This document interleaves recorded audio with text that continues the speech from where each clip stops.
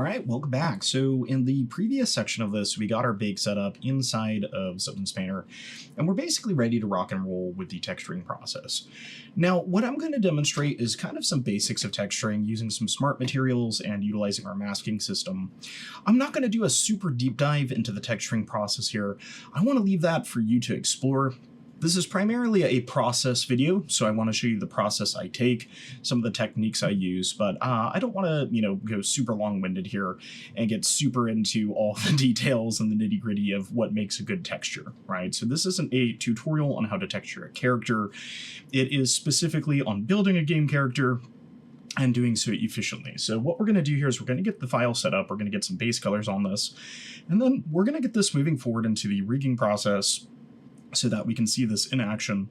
And then the nice thing is we can always come back and we can adjust the textures again. So let's go ahead and get started. The first thing I like to do is a color block out utilizing our masks. And we can start that on any of these various elements.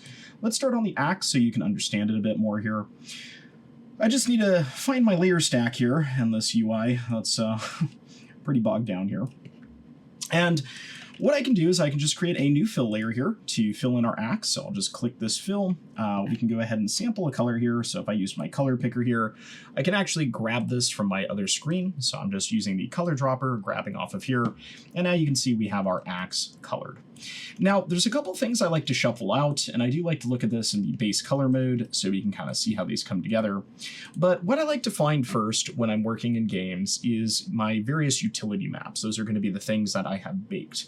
Now, the way we set those up is we simply create a fill layer here, and then we come over to our texture bin on the side here, which is located right here, and we can use the search to search for our various baked maps.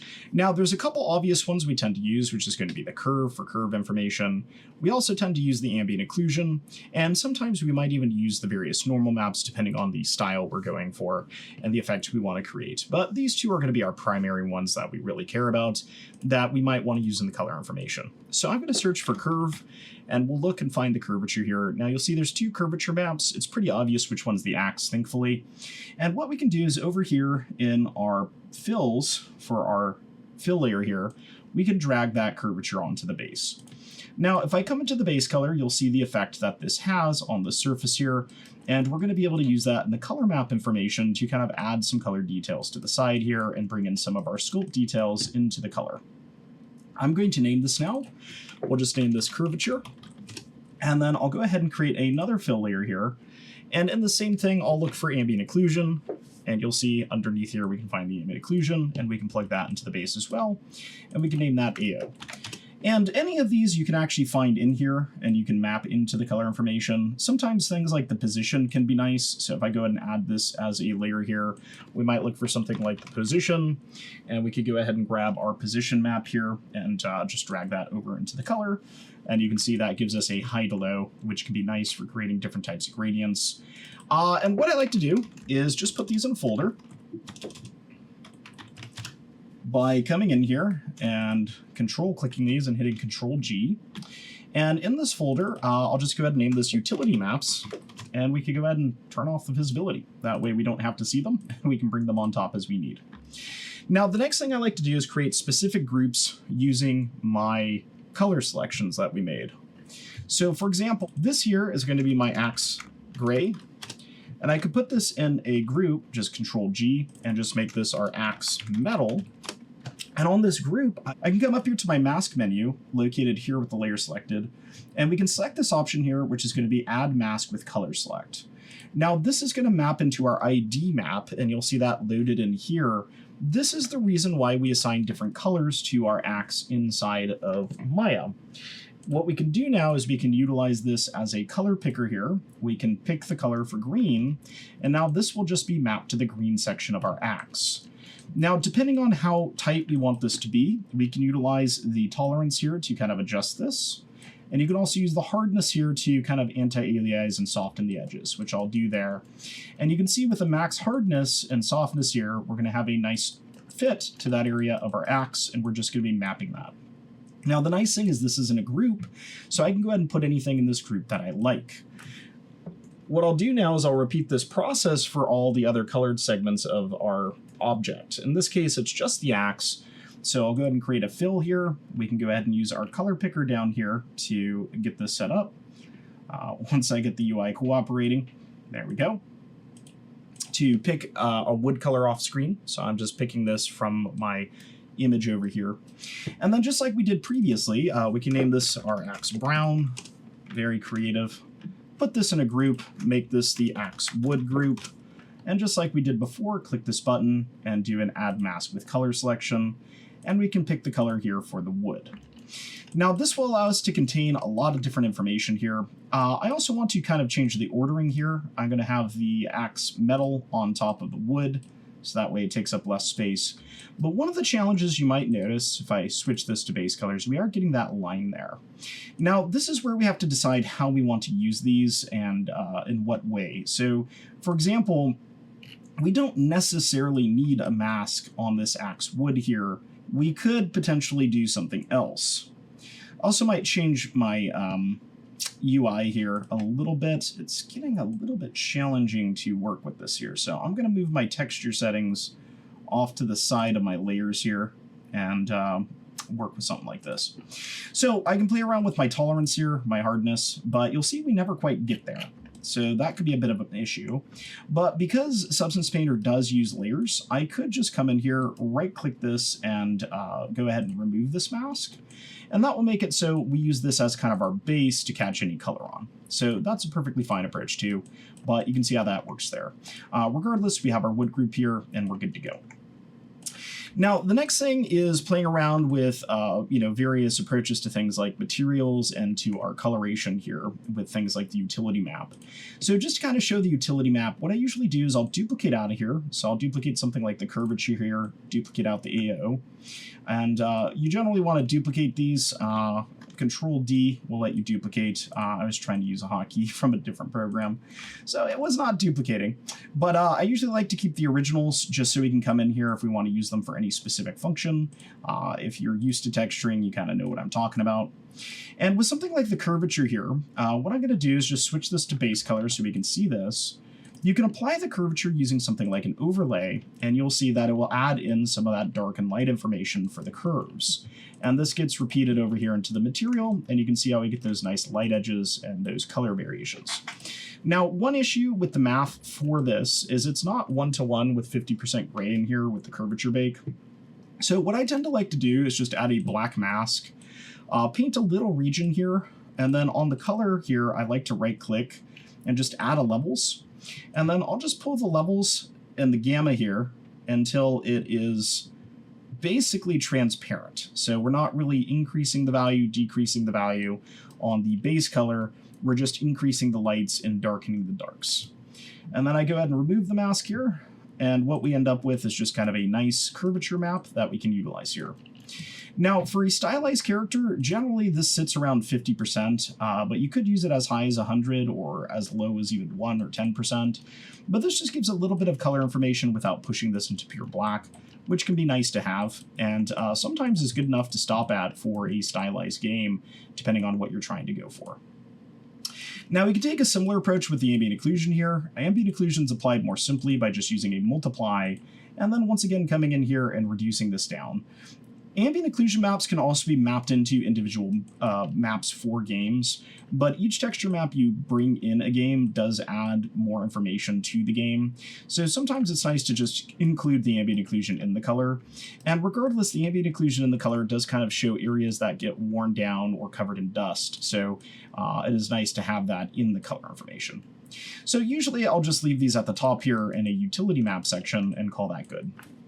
Now, the next thing I generally do is do some material exploration to see if any of the various materials that exist inside of Substance already can act as a good base for any coloring I might have. A lot of people can also stop here, in all honesty, when it comes to the smart materials. A lot of these you can just drag and drop and call it good. So if we come into the smart materials here, we can search for things like metal, and we can find all sorts of different metals here. And the nice thing is with our folder setup here, we can just drag and drop these into these various folders here to get the effect we want. So for example, we have this iron forged here. I can drag and drop this into here. It's going to add a folder, and it's going to cover everything. But if I go and bring this under the axe metal, folder, we can see it's only going to affect the axe metals. And just like that, we have something that's, pretty darn usable and honestly looks good for what we're aiming for. I don't know if I would really need to adjust it all that much, which is, really cool. Now, we can explore a lot of different ones too. For example, we might want to explore what steel looks like and bring that in here. And you can see steel, that might be nicer for the ends. The other thing it has is kind of these striation marks, which is kind of nice. That implies kind of sharpening. So we could utilize both of these together even to create the effect on my axe here. Now, generally, you do want to take some time and edit these and, get them looking nice for the specifics of your scene. I'll often intermix them as well. But to get started with here on the steel, I'll just add a black mask. And then we can go ahead and essentially paint this in. Now, we can paint this in a number of ways. We could right-click and add a paint layer here, and we could actually manually paint this in, which might give us what we're looking for. You can see we do have that kind of cool distinctive color shift, and we have some roughness shift, which is very nice. It's kind of what I'm looking for. But I might want to do a little bit different approach depending on how this is set up. For example, we can use things like the polygon select tool over here as a base start point, and we can use this to guarantee we're getting the area we want. So you can see I'm just coming in here and dragging this, and what we're doing is we're getting the exact area there that this blade is covering, top to bottom, without having to worry about painting. The downside is we're getting these really sharp edges, so we probably are going to have to clean these up. We can clean these up a few different ways. One way we could do this is using something like an adjustment layer down here. For example, we have filters. And you could experiment with some different filters to see if any of these work, like a blur might work, for example, kind of blurring those edges so that we don't have that super sharp polygonal surface. And you might have to come down here to base color to really see that. I don't think that's going to quite do it for me, but it does give a better result. What we could do instead is we could just manually paint this out as well, which is probably going to be one of our better options at this point. And we could even paint it over here, which sometimes is a little bit easier. Now, this is also where things like the curvature can come in handy, because if I crank up the curvature, I can actually see where that curved edge is. And I could even try a different blending mode to make it more apparent, potentially, on top of this. I think overlay is probably going to be my best bet. We can also toggle this levels on and off to see it more clearly. So with that visible, I could see if the blur was helping, and it does kind of help, actually. It does an okay job, blurring over the top there. I might not be opposed to that. Kind of blends it okay.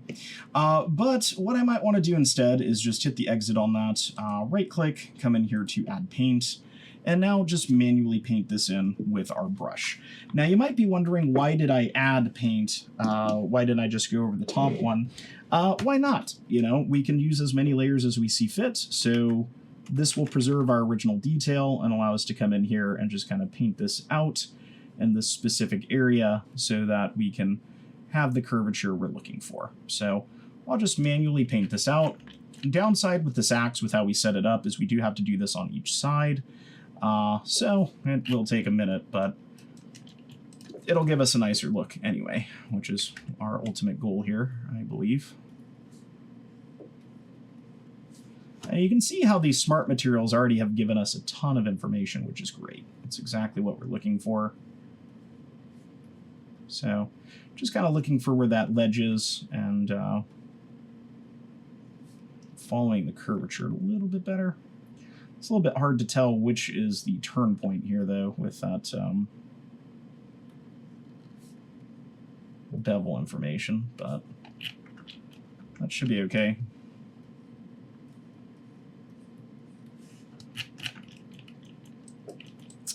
Repeat the process down here. And just edit these together. Now, while I'm doing this, there's some exploration we might want to do after. For example, there's a lot of grunge on the steel forged that's just not on the axe blade. So it can be a good idea to kind of bring this underneath the other group to see if we can't combine some of this information together.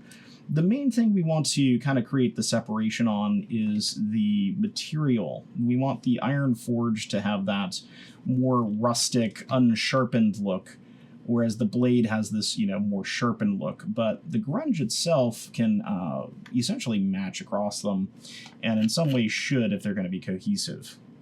So something like that gets that kind of set up there, and you can see now we're just getting it along the curved edge, which is what I was aiming for. I may still consider bringing in something like a blur, but let's see if we can blend these first. So I'm going to switch this from steel to kind of axe blade. And then over here, we can go ahead and expand out our folder a bit to see what's going on in the Iron Forge. In the Iron Forge, we have a lot of stuff. We have a sharpen for detail. We have some edges here. We have some surface detail, some dirt, some stains, and then we have the base. And you can see the base is going to be essentially the main thing that we don't want to disturb. So if I bring my axe blade underneath here, underneath all the stuff, you can see that we can transfer all that information on there, but then still keep our distinctive color differences and material differences, which was what I was aiming for. Now, some of these things I may not want to have one to the other. Like the dirt is a little bit iffy in terms of the placement there. I could also dial back the dirt or adjust its seed as well. So the dirt's kind of strong. In the base color here, I might consider bringing its multiplication down a bit, so that way it's not as dark. And I could play around with even its roughness here, using its opacity to make it more or less rough. So we're just getting some color variance. But something like that's kind of nice, and it kind of gives the implication of maybe dried blood or something on this axe weapon. What's interesting, though, is front and back, they look very similar, which is kind of weird. I wouldn't really expect that to be mirrored. So the projection type we might want to look at, too. It's using a UV projection, but it must be tiling perfectly onto our square, which is kind of interesting. And what I'm looking at is kind of this splotchy area here. So what can be nice sometimes is to add in a mask on top of this. And I do like how it looks there. It looks like it's smashed through something. It's just these distinctive areas on each side I don't like. So on this, I can add a paint here. I can come over to my paintbrush, and we can just look for any sort of brush here. I like to use something like the Artistic Heavy here. Any of the artistic brushes work fairly well. And with the artistic brush here, I can just kind of paint this in with the opposite color to remove some of that information. And I don't want to necessarily remove it from both sides. Just one side's probably good enough. So that way it's not identifiable. And we can play around with blending modes. For example, if I add a screen here or multiply, we can add or remove these areas. And we can even adjust the opacity here to bring it in more, bring it in less. So something like that kind of helps me remove that and make it less apparent. All right, cool. So something like this looks really nice for our metal. Now, another thing I want to talk about is the coloration. A lot of the times if you come under these, you'll see there's this base color. And if we click on this, you'll see that it actually does have a base color input. You could potentially take your eyedropper here and you could steal it from your other image to kind of change this. Now, the one thing I'll say about this image is it does kind of have a yellowing to it to make it match the style. So I don't know if I'd necessarily want to match that perfectly, but we could match that up if we wanted to match that, as closely as possible. And you'll see that's going to give us a much different look. Now, an alternative is pairing this with something like Photoshop, where we do a quick color correction pass on this. This is not a necessary step. So what I could do in Photoshop here is I can kind of find this. I could use an adjustment layer here like levels. And since I know it's a little bit too yellow, all we need to do is add more blue to it using something like levels. And using this levels here, we can come into our blue in the histogram, and we can go ahead and just drag this a bit here. And you want to try and avoid the area where it starts to look real blue, but still get to the area where the yellow is kind of dialed back. And armor does tend to look a bit blue. Usually we want to find some sort of a white point with this. But something like this might give us a more accurate look at the coloring. You can see how much we took off of there. So that's a potential option if we wanted to do that. We could then transfer this over into something like our image editor. I'll use the snipping tool to do that.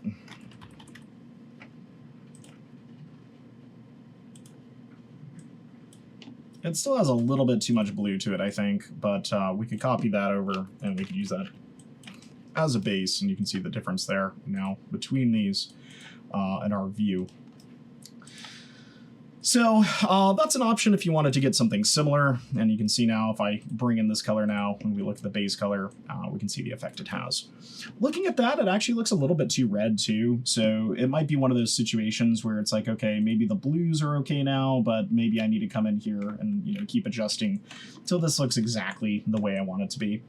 The other thing is you can just eyeball it, so there's nothing wrong with that, you know, making sure you're getting what you're aiming for.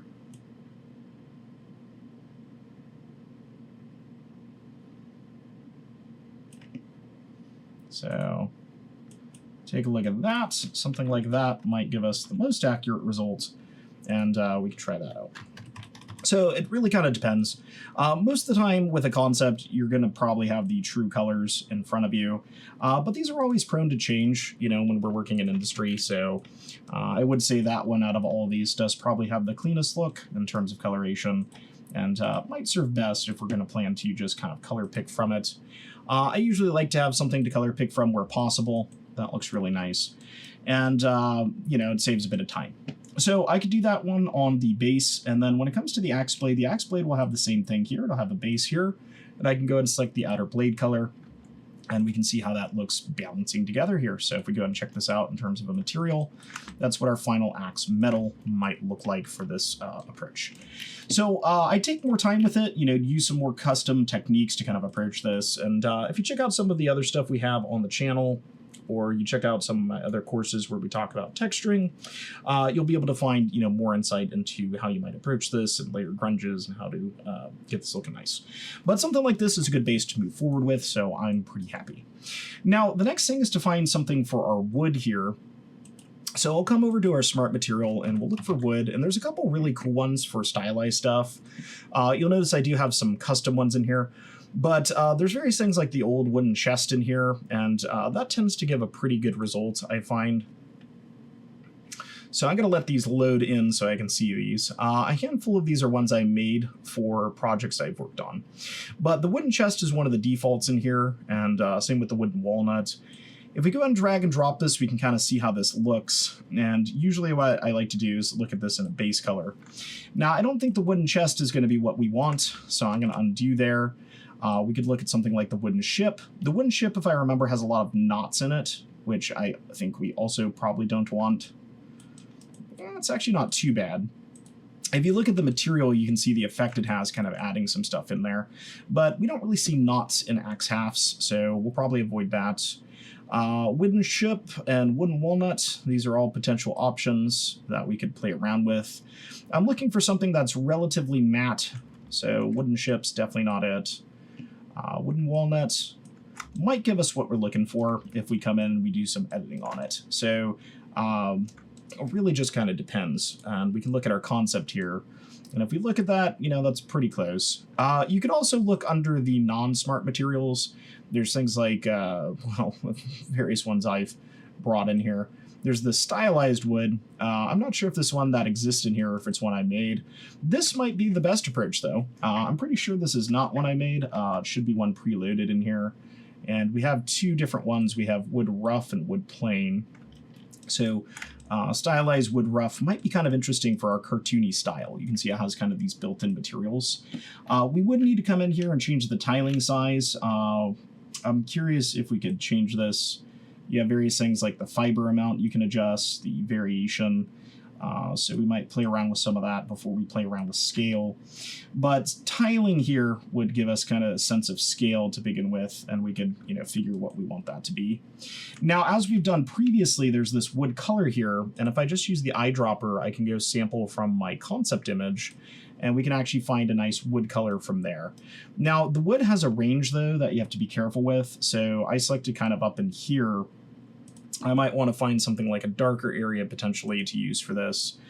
And then, you know, there's a matter of playing around with the other factors too, like the fiber amount here. And I think I'm going to go back on the scaling here. I wouldn't really want to have that many. And I think this might not just fit our style anyway. But we could experiment with it and just bring it underneath here to see what this looks like under our axe wood here. And that does look okay. Notice it is messing up the axe there, so we are going to have to adjust how we're applying this. But, you know, it could be usable. I think to kind of keep things consistent, though, I'm not going to use this. I'm going to come back over here, and I'm going to utilize something like the walnut, and just kind of get this to tastefully match what I'm going for. I'm going to come into the base color to kind of check this by itself. And there's not really a whole lot of sense of directionality here, but it is running the direction we want it to, which is perfectly fine. I can bring that underneath my Axewood folder here, so that way we have it in the base here. And as far as checking if it affects anything, you'll see it does.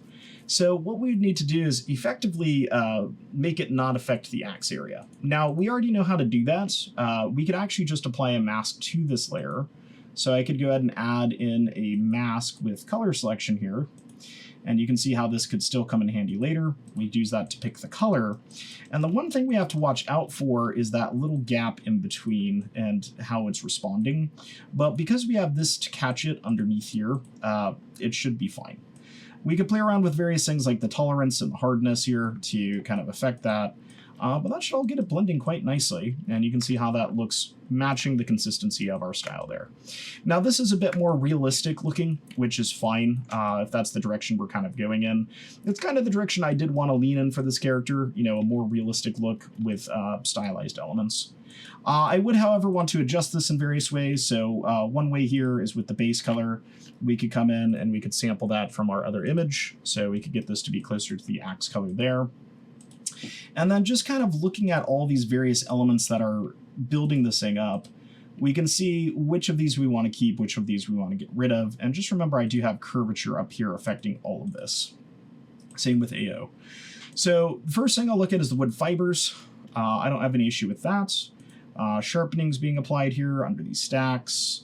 We have a grunge pass. So the grunge pass is pretty dramatic, but I think it's okay. It's kind of hitting the areas we would want. And then we have these wood fibers here that are going to kind of give this very fibrous look to this. And then finally a noise to kind of add some variation. So this noise color does have some color map to it, which is something to kind of be mindful of. And it looks like it's primarily affecting the base here.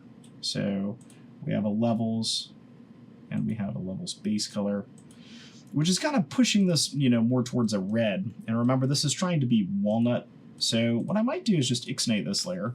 I don't really think we need it. This will keep it closer to our base color, and we can kind of see how that's going to look once we add things like our curvature on top and our ambient occlusion and the final results we get here. So, you know, I think that looks pretty cool. It's a little bit dark in some areas, and that's probably the ambient occlusion overlapping here with the grunge, along with our curvature, I guess. The curvature is pretty strong here.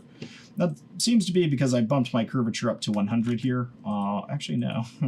On the metallic layer, let me get to the base color. Yeah, so I do have this on 100. Remember, I originally had it on something like 50. Usually, for stylized stuff, I like to use this on 50, and I like to have ambient occlusion around 30.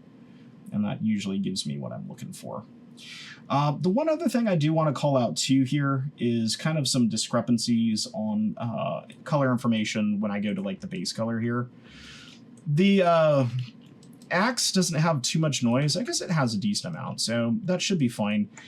For some reason, it was kind of looking flat earlier, and I think it's because these layers here are kind of helping fill that in, my curvature and my non-curvature. Still, I don't know. I feel like that axe could be a little bit stronger in some of the coloration stuff.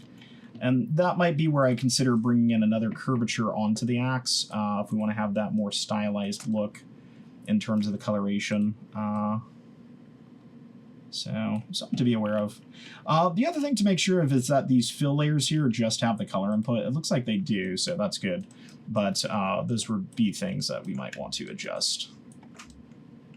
So I think that looks okay. I'm not going to go too extreme like I mentioned for this, and we could always do a better pass later.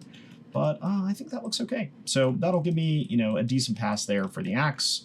and we'll get our base system in place in terms of how we're going to approach this.